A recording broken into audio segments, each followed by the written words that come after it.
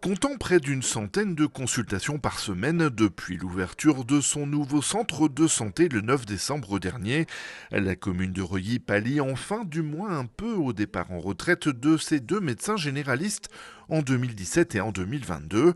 Depuis 5 mois, 900 patients ont poussé les portes du cabinet porté par l'association Médecins Solidaires. Un soulagement et une réponse aux besoins des habitants en matière de santé. Les habitants sont plus sereins, sont contents. Je veux dire, ça répond quand même à une offre de soins.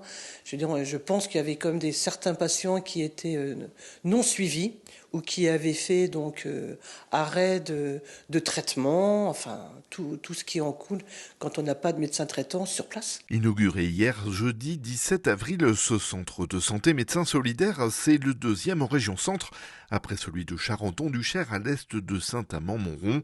Prioritairement ciblés les territoires les plus sous-dotés en termes d'accès aux soins. Le principe de ce dispositif, c'est de mettre en œuvre un temps partagé solidaire via un réseau de médecins volontaires qui se succèdent. Autrement dit, chaque semaine, un médecin différent pour assurer 42 heures de présence hebdomadaire, 50 semaines par an. Puisqu'on n'arrive plus à demander beaucoup à peu de médecins, peut-être qu'on peut demander peu à beaucoup de médecins. Une semaine, c'est rien, tout le monde peut le faire.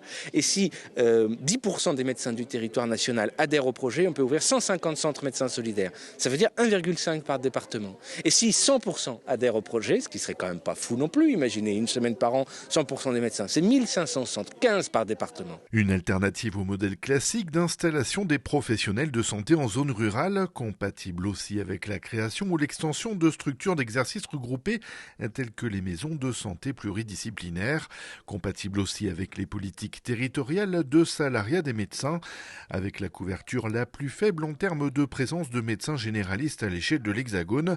La région Centre-Val de Loire a pour enjeu d'endiguer la désertification médicale de toutes les manières possibles. Position affirmée face au numerus clausus, proposition innovante ou réforme structurelle à l'appui. Quand j'obtiens du Premier ministre l'ouverture d'un CHU à Orléans avec 200 médecins supplémentaires formés, c'est une grande décision. Il y aura des effets dans 20 ans, en 10 ans.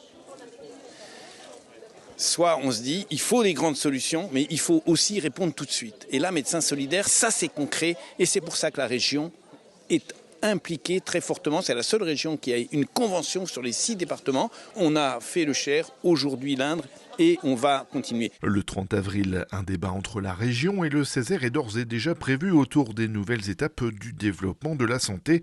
À suivre aussi les propositions de loi qui partagent l'hémicycle au-delà des appartenances aux différents partis politiques.